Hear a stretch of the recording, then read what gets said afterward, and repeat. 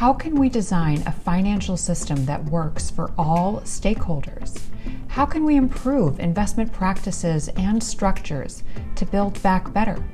With such challenging questions, it seems fair to say that no one person or organization has all the answers.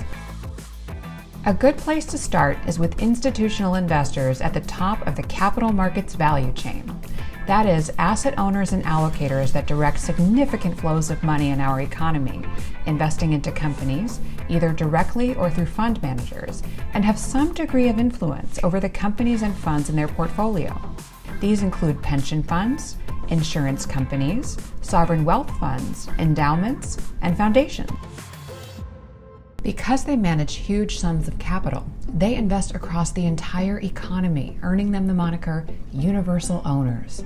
Such investors are therefore exposed to systematic risks stemming from issues like inequality, climate change, biodiversity loss, growing global debt burdens, and corporate consolidation, none of which can be diversified out of investors' portfolios.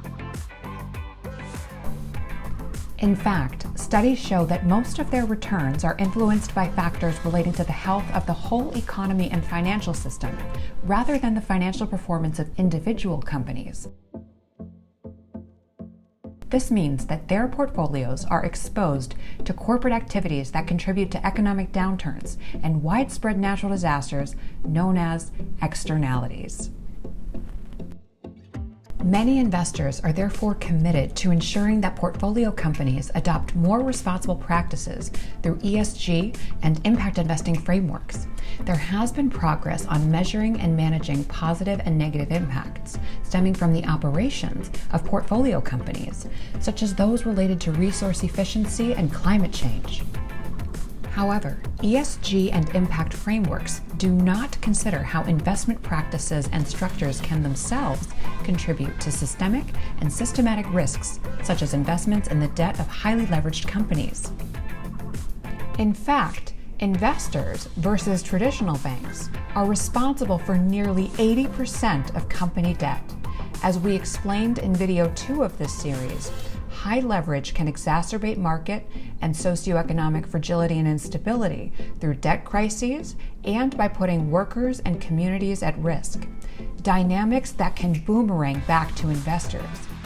ESG and impact frameworks also do not capture potential risks from the way funds are structured, including fund manager compensation and tax structures. Many asset owners and allocators pursue certain investment strategies in spite of the systemic and systematic risks they create, either because they feel they don't have a choice or because they don't realize the potential unintended negative consequences. Changing market dynamics have pushed institutional investors into riskier investments to meet rates of return required to cover liabilities, such as pensioners' retirements. Arguably, investment structures should be part of the framework for responsible investing so they don't undermine responsible investment efforts at the company level. Another issue is that over time, as the investment industry has become more institutionalized, asset owners and allocators have increasingly shifted portfolio allocations to larger fund managers, who often then invest into larger companies. This may be contributing to corporate consolidation and squeezing out diverse and emerging fund managers and small and medium-sized businesses. Investors, therefore, may be missing out on opportunities to diversify holdings, unintentionally contributing to a shrinking pool of investable assets, which pushes up their prices and can lead to asset bubbles, which also contributes to economic inequality.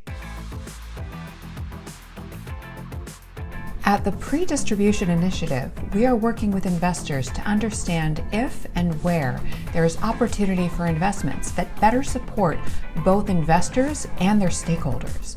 We're exploring questions including, how do we generate required rates of return without too much reliance on the high end of the risk-return spectrum?